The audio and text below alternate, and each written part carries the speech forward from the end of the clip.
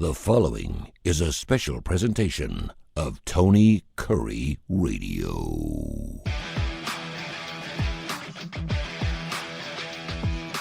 Welcome back to the Keefer and Kurre Sports. This used to be like the Keefer and Kurre Show. We talked about whatever. We still do. We talk about music and things like that, relationships and stuff. But I know you got an opportunity to do something very, very special this past week, something that I was given the opportunity to do 17, 18, 19 times. Probably not one of my favorite things to do, but we were right there in the hallway at the Winfrey Hotel. It was the SEC Media Days. I actually was that individual who got the story when Philip Fulmer was served papers on top of his box of 12 donuts. When he came in, and of course, then in 2004, he was a no-show. He just didn't show up. He did everything by the phone, and we know how that went. 5 years removed from a national title up in Tennessee in '98. But so we certainly had a wonderful time. But you got a chance to go to Tampa, Florida, down to St. Pete, and spend the day down there with everyone at SEC. And I want to hear all about it, man, because I know how excited you were to get down there and really get in the thick of it. Well, it was great. My longtime partner, Terry Quillian, and I started on WJOX together. Now, I had gone all the way back to the earliest days with Herb Winches as the regular substitute host if he or Ben Cook, the late, great Ben Cook, were not available for Sports Talk 690, the first 24-hour-a-day Hello sports again, station. Everybody. Yeah. Yep. Yeah. Hello again, everybody. But that was Herb's baby, basically, to convince then Dick Broadcasting, who owned the station, to go all sports. A couple markets had experimented with us. Herb had a vision and thought that would really go in Birmingham. And I think you could say today, Tony, that old Herbie was right on target, because the all sports format has thrived throughout the country. And at the time, in the early 90s, people said, well, that's insane. Well, it was not insane. It was the time. This is a sports crazed country and all sports formats. So, you know, my roots on WJOX go all the way back to the very beginning, the first couple months that this was in place. I had just moved to Birmingham from Memphis to be marketing director at the Birmingham Racecourse. And next thing you know, I'm on the air here on this 100,000-watt station. So that's kind of the history of it. Terry and I got together in about 2016 and started doing. I'd gone to the station and said, you're missing an opportunity by not being on the air on Sunday mornings after college football. People don't want to wait till Paul comes on mid-afternoon Monday. They've got thoughts. They're all revved up then. And he agreed with me, and we created the morning after. And Terry and I will be starting. We had 1 year of hiatus, but this season, when we debut that Sunday morning show on August 23rd, we will start our 10th consecutive season on the morning after, which is by far the longest running continuous radio sports program in this market. So we've done a lot of work to gain credibility. And this year, with the formation of my new media company, Kiefer Sports, we applied for credentials and were awarded that at SEC Media Days. And it was just a giant step in the direction of credibility for us, that finally we were not just an outlier, that we were being accepted into the media community, and we were very warmly received. There was some bumps and bruises and hills to climb, some unanticipated trauma there, but all things considered, it was a fabulous week. And it was so much different for me after watching these events on TV and highlights and newsreels to be in the room when these coaches are introduced and come in and stand. You know, they have the little side sessions with the players they bring. The coaches parts were great, but just interacting with the players, which are, you know, they're not there with any kind of professional shtick. They answer your questions. There's no microphones. There's a few cameras, but the interaction with the players, these kids you're going to watch every Saturday, to me, end up being my favorite part. Yeah, I mean, we try to explain to people when we were doing it on Jocks, and obviously I was on there for 18, 19 years. They always bring the head coach, and then they usually bring two of their prize Three players. now, yeah. Yeah, it's in three now, and it used to be the quarterback and maybe a wide receiver, depending on whether there was an off season or rest or something like that. Sometimes there was not. And normally going into this week, you obviously wanted to keep things down on the down low as much as possible because you did not want to create news at SEC Media Days, Yeah. where Unfortunately. yeah, and unfortunately, where Tim Tebow is asked if he's still a virgin, those type of By things. Clay Travis, by the By way, Clay which launched Travis, his career. which launched his career, and he knew Look he where was he going is to do it now. weeks. Yeah, before he even knew he was going to do it, we talked about it for 3 weeks. I was actually on Lance's show on the roundtable before the other two guys joined. I was doing the roundtable with the Lance when we had Clay Travis on talking about, are you really going to ask him that question? So yeah, so it's always been kind of a, I don't want to say it's been like interviews before Super Bowl. That week before Super Bowl when people were asking stupid, goofy questions Yeah. because the commissioner was always there. Slive, man, when he walked in the door, that was kind of like everyone stood up. When Mike Slive walked in the door, I don't know if they still do that with Sankey, but when Mike Slive walked in the door, man, everyone stood up like the president was walking in. And I remember that vividly. And just to see, we're so used to seeing these guys on the sidelines and actually see them and sit right in front of you. We were blessed enough that Nick Saban did no other interviews with any other radio station but ours, our morning show, which was Al J and myself. And a lot of it had to do with the fact that Jay Barker, of course, was part of our morning show. And then he would immediately go up the escalators at the Winfrey Hotel and then speak in front of a larger group of people, which is a lot of things that like whenever you go travel and you do like a Grammys type of thing, normally in a Meatloaf and Bonnie Raitt's there, they don't normally let you have a one-on-one with them. They'll put the big stars in front of the group and then you ask questions, which is fine. Yeah. You do get your questions asked, but you don't get a chance to really sit down and talk. So I want to ask you, what were a couple of things that surprised you that you're like, wow, I didn't realize how smooth this was going to go, or this is the way it actually went? Because we got there at 6 o'clock in the morning, 5:30, and most of the people didn't show up till 8 or 8:30, so we had some downtime. So we were running interviews from the day before. We were trying to get even phone calls from some of the coaches before they actually got there, so they could just bypass our booth. But what were some of the things about SC Media Days that kind of surprised you, and what kind of fan base showed up? Did the ring guy show up? The guy with the big ring hat, did he show up? Someone always had a dog there. I mean, it was just always something. It was always something crazy. Yeah, the SEC was very, very meticulous in defining from day one, and maybe there's been and perhaps this is one of the reasons that now they have taken it on the road after years of being here at the Winfrey. Now they've been on the road for the last this has been 4 years now since the last one in Birmingham, and next year's is in Nashville. I think because the passion here is so great. Yeah. That and they had so much fan involvement. I remember a couple of years ago going down there just to broadcast in front of the signs out front, and did not have access, but there were fans everywhere. At this event, Tony, there was hardly any evidence of fans whatsoever. They have really painstakingly gone to the point of, and they stress. Give you a quick example. Pete Golding, the Mississippi coach, the new coach, who's kind of a controversial guy, and pretty hard edged. He was more like a football coach. Most of the other guys we heard from were button down, kind of corporate executive type presentations. Mm-hmm. But Pete, kind of let it fly. And when Pete finished his comments on Wednesday afternoon, I don't know if it was the press corps from Mississippi. I don't know who was in that room, but about 6 or 8 people applauded loudly as he walked off the stage.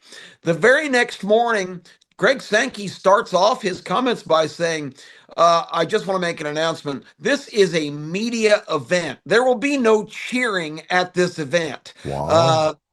So they have really gone to strong measures to try to take away anything like that. And that was evident from the very beginning. They did have an opening night party up at the outside the arena where the Tampa Bay Lightning play, the Benchmark Arena, in what's called Thunder Alley, which they set up outside, and it was called the SEC Fan Fest. and there was a moderate amount of people there, but not anything crazy, and a few in costume. But Do you think because of what we are going through with protect college football bills and all those other things that are still holding in the balance, do you think that's why they decided to drum it down a little bit and really keep a media type of thing? 'Cause for a while, it did get kind of crazy. I mean, when it was fun, people look yeah, forward. People hadn't realized that if you're a college football fan, you were in Washington D.C. or Washington State, you were going to SEC media days because you knew that's where it happened. That's where the news happened. If it's happening in SEC media days, it was going to filter down a domino effect throughout the rest of college football. Could that be why they seem to put a drum on a little bit? yeah, I would imagine so. I mean, they want this to be, and it's got to be a well-oiled machine with Hmm. 16 teams in 4 days. You hear from four coaches a day. I mean, it's a grind. I Yeah, mean, it is. Oh, I know. it starts at 8:30 in the morning, and the last coach appears 4:30 or 5 o'clock, and so if you're going to actually cover it right, and we were determined to do so, we had some distractions, but I thought we did a really good job of covering it, and had David Sears on our staff and your staff Mhm. back here monitoring different things, and I would send notes on certain things to coaches because he was on the line for all of the video that was being generated by the coaches by the SEC, making it available to media, and so I thought we really did a good job overall. Again, with some distractions that I'm not going to get into, but the bottom line is it's a working event, and I just think compared to the last time that I was even in the area, which was the last time it was in Hoover, the atmosphere was completely different. It was set up where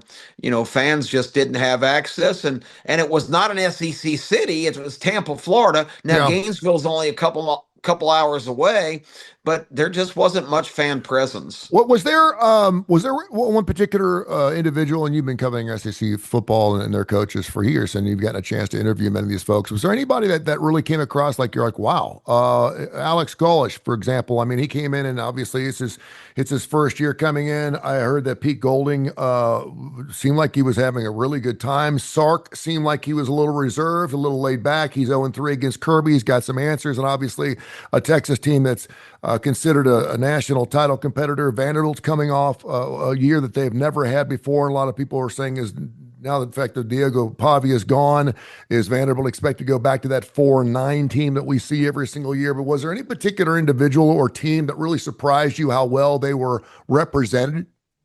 Well, yeah, I mean, you mentioned Alex Golish. I thought the presentation by him and the new coach at Kentucky, Will Stein, Mhm. they're both younger guys. This is their first major opportunity. Will Stein had been the offensive coordinator at Oregon the last few years. I was able to ask the question, which I think was a good question, that talk about when you inherited Bo Nix after he left Auburn, and he Yeah, was at a crossroads in his career, and you were his offensive coordinator, quarterbacks coach, and now look at him. He got a lot of votes for MVP in the National Football League great this year, question. Yeah. and I could tell by his tone he appreciated the question, because I don't know how many people directly associate Bo Nix's renaissance Mhm. to the handling by Will Stein. I think that legitimizes. And now the last 2 years he's had Dante Moore, who's the co-favorite to win the Heisman Trophy this year at Oregon. Yep. He's back. Will's left to go to Kentucky. And Case will tell you, my son, who's the sports editor at the Las Vegas Sun out in Nevada, he said Will Stein should not have gone to Kentucky. If he'd hung in Oregon one more year, there would be major jobs opening up. But Will was from, people don't realize Will is from Kentucky, but he and Golish both gave almost a CEO kind of presentation of it wasn't Saban-esque. He didn't talk. They neither talked about process, but that was at the really root of everything they talked about, was how much and how important it was for their programs to get back on a trajectory of success instead of one of mediocrity and failure. And I thought both of them did a really outstanding job of just saying, this is going to be no nonsense. This is going to be, working 24/7 all throughout the season to be the very best football teams we can be. I was impressed with both those young guys who really stepped up in the moment, and I thought were phenomenal. SEC Media always, you're listening to the Keefer and Kurre Sports Show right here on Tony Kurre Radio, and wherever you get your favorite podcasts, we're available everywhere, not just Tony Kurre Radio, but everywhere you go, you can find us. SEC obviously has ruled everything for a long period of time. Last 3 years, the Big Ten has owned college football. Now they're saying that it is Oregon's chance. Michigan got there. Ohio State got there. A lot of people surprised Indiana got there. And now they're saying that they can make a four-peat with Oregon getting there. Is there any sense of anxiety that the SEC's kind of misstepped a little bit and that they're perhaps not as strong as the Big Ten right now, particularly this autonomous thing between the two of them? They're not the big dog anymore. They're not. Did you feel that sense in the room? Well, that's the underlying buzz, because they have not won a championship and have not even appeared in the championship game in the last 3 years. That's kind of the buzz, I guess, that is the undercurrent. But I thought, although I was a little disappointed by the end of the commissioner's opening statement, I was looking forward to that as much as anything. The state of the SEC, to see if he was going to address what you just mentioned, to see if he was going to talk about options going forward, to talk about this bill in Congress now that was championed by Cody Campbell, who just poured so much money into Ted Cruz that Cruz, a very high-level senator, sponsored this legislation. But basically, this is the ultimate capitalist in Cody Campbell, who's made billions in the oil industry, trying to propose what's, in essence, Tony, a socialist bill that we all need to divide up all the TV money equally, and everybody gets their fair share. Well, if you're the SEC or the Big Ten, but really the SEC, that's why would you agree to that? You've built your league to the absolute pinnacle of success, and now everybody, let's pool all of our money together, and so that's really not how America works. Let me finish that. Yeah. So he started off with I thought a great thing that I'd never had really noticed. He said right now, in the last 5 years, the SEC averages 80,000 fans at every game. He said that makes it the largest attended sports event on average in the world. No other league, no other entity averages 80,000 people for every game. And in terms of TV viewership, the SEC is second, way ahead of everybody else, only behind the NFL in viewership. So those two things, I mean, you can argue that the Big Ten has risen up and produced a couple of teams that have won national championships, but the health of the SEC is still very viable. By the end of it, he was kind of like apologizing for decisions they've made, the 9-game schedule, not insisting on the playoff criteria to be more based on strength of schedule. The SEC now, according to AI, all 16 teams have the toughest schedules in the country out of the top. All 16 teams are in the top 20. So, I mean, those are points he made, but he was kind of apologetic, not really apologetic, but defensive on saying we've given extreme thorough thought. And one thing that bothered my partner, Terry, sitting next to me right at the end, he said, I understand I've got a huge commitment to the SEC, but I can't help but tell you that I also feel a tremendous responsibility for the preservation of college athletics overall. And that rubbed her the wrong way and got my attention, because if you're SEC commissioner, Tony, I feel like, and that's great, because Greg has come from an institutional background. He came out of college, went right to work for the NCAA, was the infractions committee chairman or whatever for several years before being offered a chance to go to the Southland Conference as commissioner, a small conference based in Texas, and then became Mike Slive's guy in waiting here. And you talked about the Mike Slive era, but Greg is an institutional guy, but he's got a guy like Tony Petitti at the Big Ten who comes from a TV background. Tony Petitti just wants to make the biggest score possible. To hell with college athletics. That's not his emphasis. So it's really kind of a fascinating dichotomy between the different philosophies. Do you cash in? Because if the Big Ten and SEC break away, it'll be the biggest cash cow behind the NFL in all sports franchising. But he still feels the tug that, this has to be preserved. And they still use words like grade point average and student athlete, which I find is kind of comical when a guy's making $5 million a year. And that's a really great and very insightful look from you, because I do think for the most part, a lot of people still want to be able to say student athlete. We want to use the word amateur to an extent, knowing that it doesn't even exist anymore. You mentioned the fact that 80,000 fans show up, knowing that two of the biggest stadiums in all of college football are coming out of the Big Ten, which is a kind of interesting, and that being Happy Valley, and of course the Big House in Ohio State's right behind it. I did want to ask you though, because it did come out last week. We all agree, and that's what this bill's about. That whether we're going to go antitrust, whatever it is, we need someone that's going to be a disciplinarian in the House. The schools created the NCAA. The NCAA works for the schools work for the NCAA, and all of a sudden they're the bad. I get that. But we do need someone that if you're doing something wrong, like taking a phone call in class, that there should be some ramifications for that. And right now, everything is out the window. It is truly the wild, wild west. Did anyone ask the question, would the SEC actually consider leaving the NCAA or leaving college football as we know? Because if Greg Sankey's backing it off a little bit and saying, listen, I want to help, pun intended, sanctify what we know as college football. Good word. Yeah. Then that's not the route we want to go. And I will say this too: the SEC's never answered to anybody, and they've now answered to the Big Ten and on a couple of different occasions. And I think that's what stinks a lot. Yeah. Nobody asked the specific question. I think the whole presentation was almost daring people to ask him about it by him saying, you need to know any decision we've made in the last few years, we have given every angle, every consideration. We've considered the highs, the lows, the do's, the don'ts.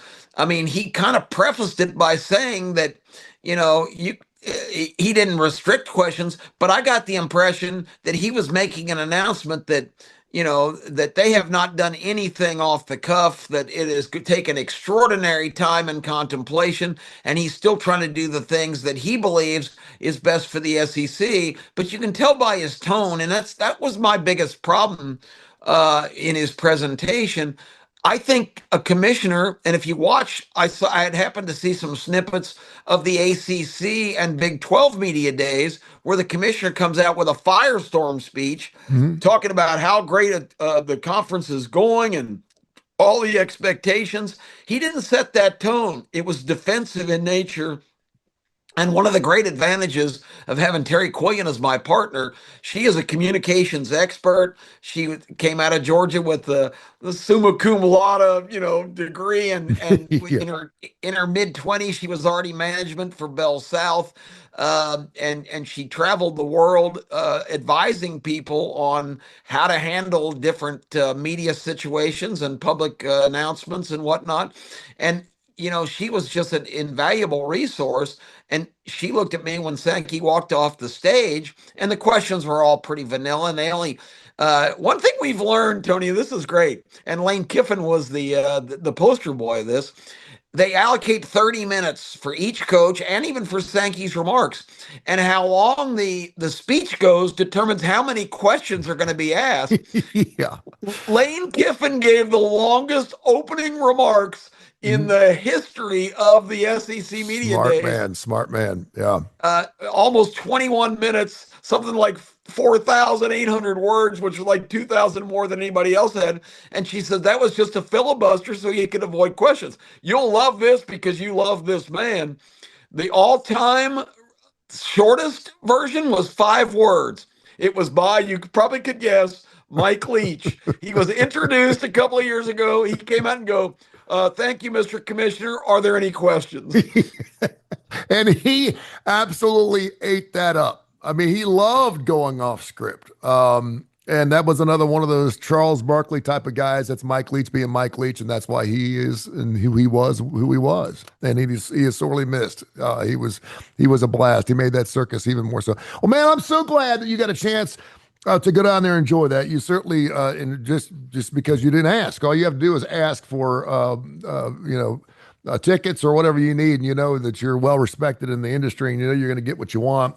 But I'm glad you got a chance to go down there. I didn't even realize, I should tell you, I love sports, and my son's getting into sports and everything else. I didn't even realize it was in Tampa until you told me you were going down there last week when it left Hoover. It was a beautiful thing to have it in Hoover. It was really neat. I know. Wouldn't that be great? Yeah, I know for the city of Hoover, it was really, really special. But I certainly understand, much like moving the draft or anything else, it is good to kind of, share the wealth from the SEC. And, hopefully we do get this bill written up so we can get in the college football season. I guess the Senate and the House are about ready to take some vacation time again. So they need to get those votes counted pretty quickly here and find out exactly where we're going. But I think we all kind of just want to put a cap on things for a little bit so we can sit back 4 weeks from this Saturday and get into college football. I want to get into it too. ABC 3340, the starting lineup. Start off as Keefer and Kurre. We're back. We're going to get after it. I think we go full board college football. We had, of course, Trent Richardson on last week. AJ McCarron is either going to be on this week or next week. We're going to be talking all kinds of great college football, college coaches, and more. Paul Feinbaum will certainly be making his thing. Tim Brando is going to be coming in. But man, I can't wait till college football season. It's going to be a fantastic year. It's going to be. I'm trying to just hold on to the time because it's going by so quickly. I cannot believe we're 4 weeks away. And we certainly touch into the National Football League and more. So it's going to be a really, really special season. Of course, we butt right up against the SEC on ABC Game of the Week. It is the biggest game. That 11 o'clock slot used to always be that stinky Penn State Rutgers game. It was always a really bad Big Ten school. Now we have that 11, 2:30, and 6:30 windows. And it's a beautiful thing. So we're happy to kick it off for you. So make sure you tune in a little early, and we'll see you on Saturday morning.